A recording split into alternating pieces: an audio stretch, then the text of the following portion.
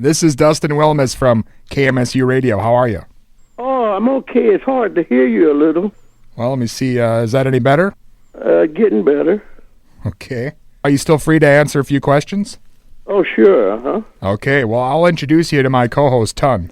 Okay. Hey there, Clyde. How you doing? All right. How you doing, Todd? Oh, I'm doing great. I'm so glad to have you on the line. We're excited. If you're ready to go, we'll get started here. I'm ready to go. Awesome. Well, you've played in one of the greatest bands in the world. You're a pretty amazing drummer. Let's talk about what got you into playing the drums. How did you start? My home is Chattanooga, Tennessee, where I was born. And when I was in grade school, like probably 5th or 6th grade, 7th, 8th, around in there somewhere, and we had a program, what is it? There's a marching band downtown, some kind of like American marching band or something. And we went downtown, and the drums passed by from the Air Force. They passed by, walked by me. And they got me in the chest. It felt good. So on the way home, I went home just humming like, and I went home playing like that, just humming it. And I got home. Okay, got home and I was got some sticks and tin cans and played on them, and that's how I started. There it is, just like that. Well, yeah, obviously you evolved, of course, and eventually wound up playing with James Brown. Can you tell us a bit about that meeting, how you guys started playing? Yeah, well, like I said, I lived in Chattanooga, Tennessee, and I decided to move to Macon, Georgia. I moved down to Macon, and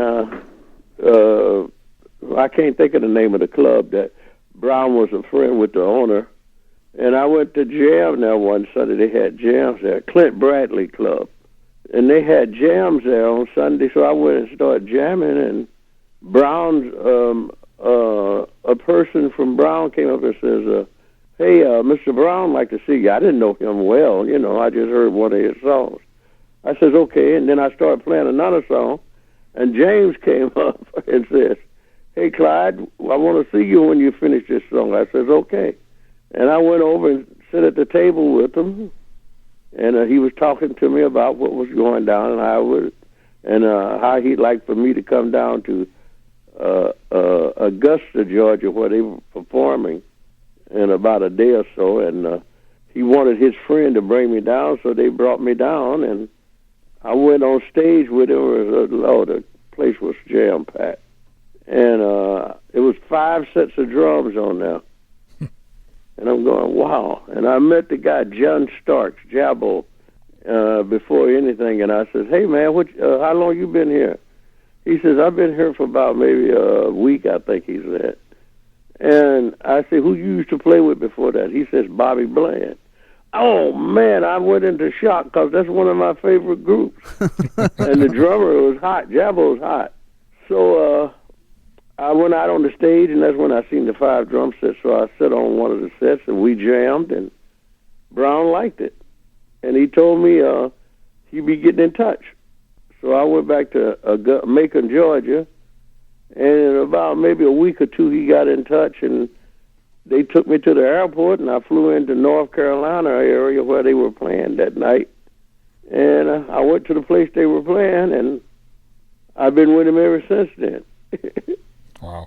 Can you kind of tell us a bit about, your memories of those days? I know we always hear that James Brown was, a bit tough to deal with behind the scenes. There was kind of a stickler for detail and that sort of thing. Did you find that to be the case?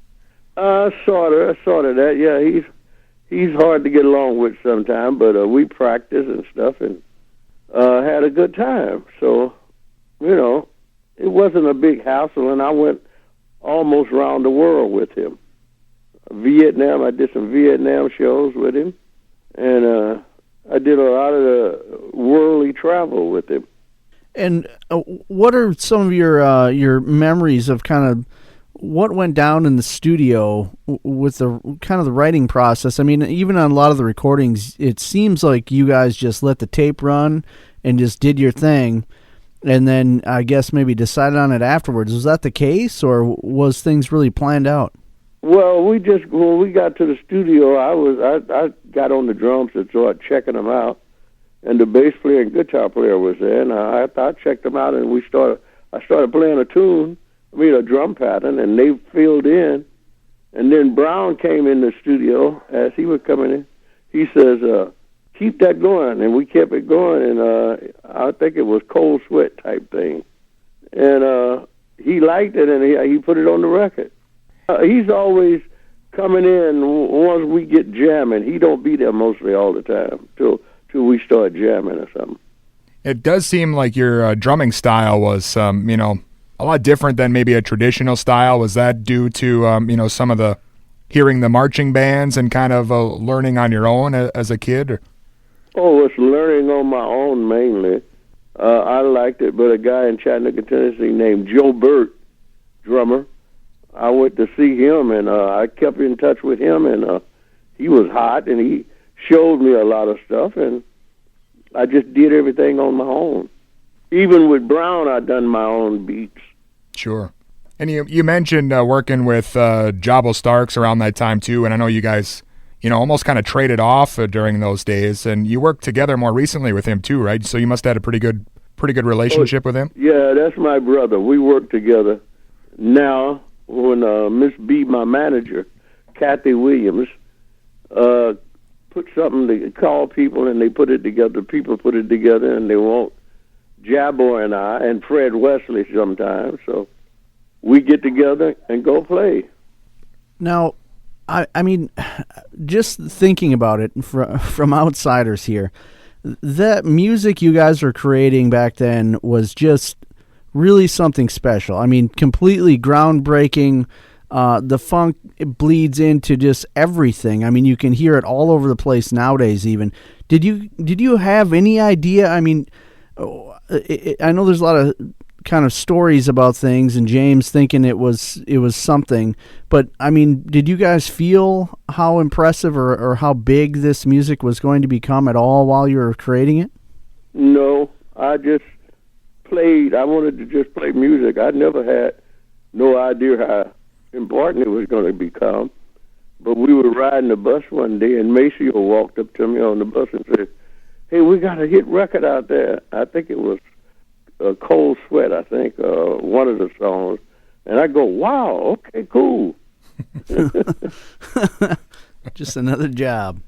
Yeah, I didn't even know nothing. I don't go to playing those things. I just go to play music.